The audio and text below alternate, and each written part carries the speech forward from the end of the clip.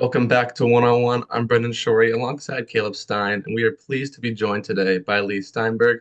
Steinberg is a professional sports agent and lawyer who graduated from Cal Berkeley in 1970 and earned his JD from Berkeley in 1973. In his career, Steinberg has represented athletes such as Troy Aikman, Warren Moon, Ben Roethlisberger, Pat Mahomes, and Steve Young.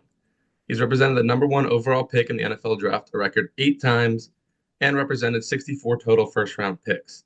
Steinberg has secured over $4 billion across 300 clients and has generously given over $1 billion to various charities around the world. Mr. Steinberg, thanks for coming on today. My pleasure. So glad to have you on. We're both very excited to hear what you have to say, so let's jump right in. What attracted you to the industry and your role as a sports agent initially, and what continues to attract you to it over the years? When I started back in 1975, there really wasn't a field of sports agentry.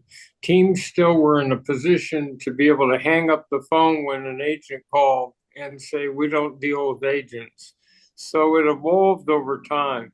Um, Part of it is the concept of getting to know a young person and developing a lifetime plan for them and helping them get ready for the draft out of college. And then what we ask them to do is be role models and go back to the high school, collegiate, and professional community and set up charitable programs.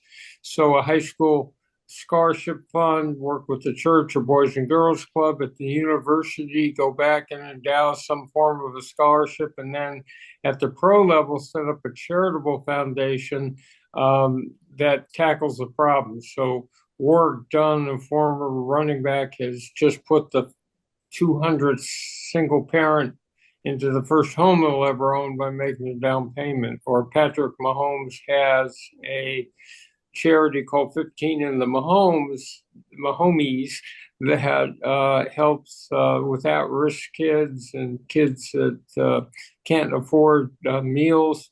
So it's watching the athletes mature over time and become role models never grows old.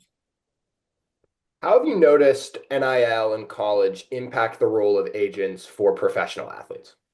It's a revolution so that what it is the concept of unforeseen consequences. In other words, they passed this to help at players that were sitting on a college campus and saw their jersey sold in the student store, saw the big TV contracts. Maybe they came from disadvantaged households and they couldn't work during the school year to supplement their income. They probably would have been happy with 5,000 more dollars a year for players in that category. Instead, what it's turned into is a recruitathon where you have alums come together in collectives and they offer big money to high school players going to college. And then they take a second bite at the apple in the transfer portal so that all of a sudden you have a quarterback committing to LSU.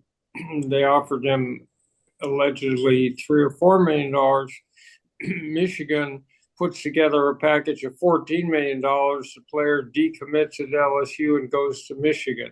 So what you're seeing is the evolution of probably four super conferences with the alumni base to offer big money inducements for players to come, and everyone else will be at a lesser level. And those four super conferences probably will evolve in a way where they won't end up using the NCAA anymore. They'll do their own contract negotiations with the networks and set up their own rules. So no one really foresaw this, and the consequence of conference realignment and gambling and NIL all coming in rapid succession creates a college atmosphere that no one can recognize. So, still talking about that NIL process, we are curious how that signing process with all these different athletes has been changed due to people having to target these younger athletes as opposed to trying to go and sign older athletes that are further along in college. So what you have now is it goes all the way back to the 15-year-old quarterback in high school who decides he's going to brand himself. So he markets himself on multiple platforms of content supply. And now by the time he gets to the recruiting process, he's an entity. And so it's like free agency for high school players because they can bid off the universities against themselves and get more and more largesse. Well, again, the concept was to give an athlete 5,000 more dollars, but it's morphed into a reality where someone might make $15 million. And so it's a very different process, and it's completely out of control. With the Jets And so, currently with the Jets currently interviewing for head coaches, you had Slowick in the mix, Arthur Smith as well. Who do you see as the best fit for the Jets at this current moment? Well, it just depends who they can get. There's two routes. There's the offensive coordinator at Detroit or the defensive back coach, Aaron Glenn. So one concept is to take the best assistant from a winning system. And so that's one route they can take. And then there are former head coaches. Just to show you how dynamic it is, look at the effect that Jim Harbaugh had his first year with the Chargers, or the effect that Sean Payton had with the Denver Broncos, or Dan Quinn with the Washington Commanders. In each of those situations, basically the same roster, but the right coach turns it around. The Jets' problem has been a lack of stability. And what they need to do is have alignment within their organization, hire the best coach, and then sit back and let him coach. Don't keep firing people. It's a massive readjustment for players. Every time there's a new coach, it could be a new offensive or defensive system. The relationship between players and assistant coaches. So when you look around the league at a team like the Patriots, who had a tough last year but dominated, or you look at the Kansas City Chiefs, you realize if you were going to have a draft, forget the players. The draft ought to be of top head coaches and great general managers. That should be who you draft because those are the people that make the difference. and speaking of the Chiefs, Pat Mahomes, one of your clients, is no stranger to the playoffs. So we're kind of curious, how does your role change when he's competing in the postseason versus when he's in the regular season? So what happens is the playoffs and especially the Super Bowl become this premier marketing event, and they've got the ability to transform someone from a talented football player into a household name. So when a player gets that far, it has a transcendent effect on their brand, on their recognition, and they go into the round of early morning and late night talk shows, the cover of People magazine, and they become a household name. Well, football today is so dominant that 130 million people watched the Super Bowl last year. It's by 2 to 1 the most popular sport, but it also had 70 of the top 100 Nielsen rated television shows. So everything is amplified. It's become the most popular form of entertainment. When you get to these playoffs, the numbers of people watching give you the opportunity to leap out of just being a good athlete and become a household name. So the job is a little more complex in at this stage of the year. What do you look for in your youngest athletes, and how do you predict potential? How do you roadmap young athletes when there's a lot of room to go in all sorts of different directions? So I try to, first of all, look for athletes that will be role models, that are self-starters, that have pristine work habits, and are, because what you see on the field is like the tip of the iceberg.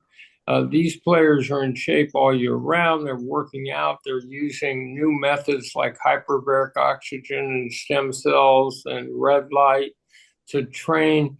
But what you're looking for is someone who, in adversity, the quarterback's thrown a couple interceptions in this example. The crowd is starting to boo. The game's getting out of hand. What does that player do in adversity in critical situations? Are they able to compartmentalize, adopt a quiet mind, tune out extraneous stimuli, and elevate their level of play to take a team to and through victory? So you're looking for that. The ability to perform in adversity.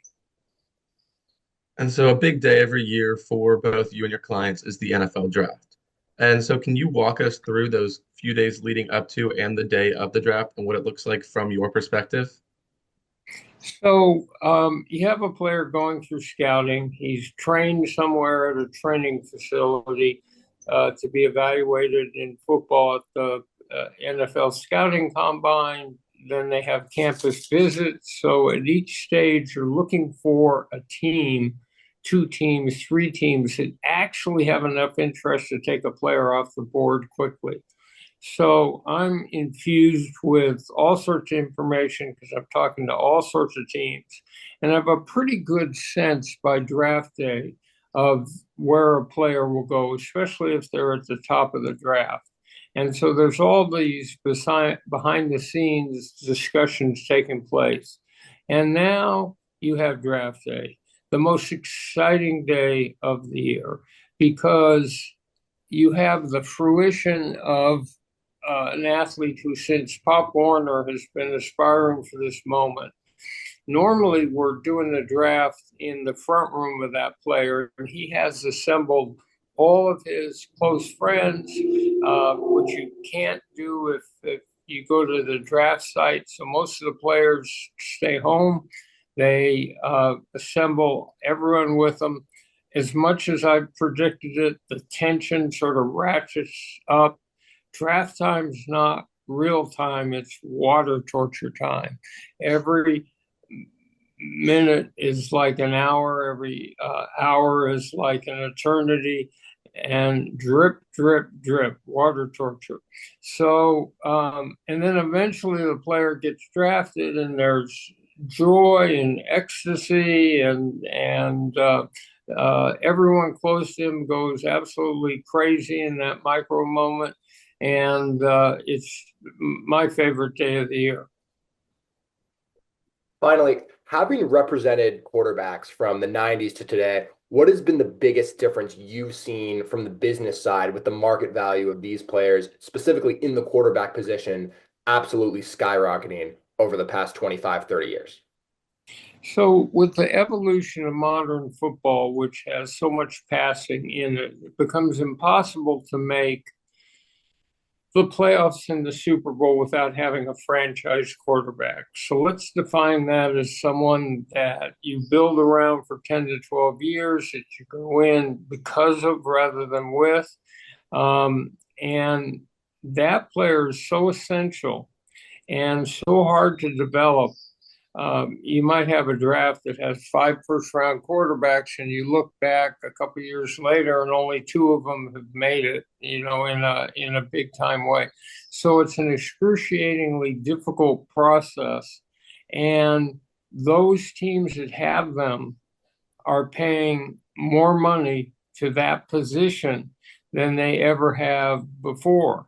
And what happens is, someone like Dak Prescott, who hasn't taken his team to the Super Bowl, becomes someone who ends up at the top of the market because he's, if not Dak Prescott, then what does Dallas do? It could take years to find someone. So it's pretty clear when you have quarterbacks like Mahomes and Lamar Jackson and Allen and Joe Burrow that they're the guy. But what gets more difficult is if the player's sort of on the edge between you thinking he's a franchise quarterback and his performance, and then what do you do when he becomes a free agent? If you don't re-sign that player, and that's how they make mistakes with Daniel Jones, for example, because if not him, who? And it's a difficult process. You have to be right at the top of the draft. And then it's not as simple as drafting them. You have to develop that player in a meaningful way. And to kind of follow up on that, does that kind of mentality differ between when you're talking about quarterbacks and who's a franchise quarterback and you're talking about other positions on the field? Like we've seen the running back positional value kind of decrease over the past 10 or so years. Is it different in that kind of area? Yes, what's happened because of free agency in the modern passing game is that three or four positions became exalted in terms of their value. Left tackle, who protects the blind side of the quarterback, an edge rusher who can sack the quarterback and put pressure, a shutdown corner. And then occasionally you have a blip in the market. So a couple of years ago, we saw wide receivers start to explode under the salary cap. So it's positional. It's what the team thinks is absolutely irreplaceable to win. And those players have more and more leverage, and other positions drop back. Well, that's going to be all we have for you today. Thank you so much for joining us today, Mr. Steinberg. We really appreciate it, and we'll be back with more one-on-one after this break. Anytime, and I see you got Troy Aikman behind you, so it's a good visual.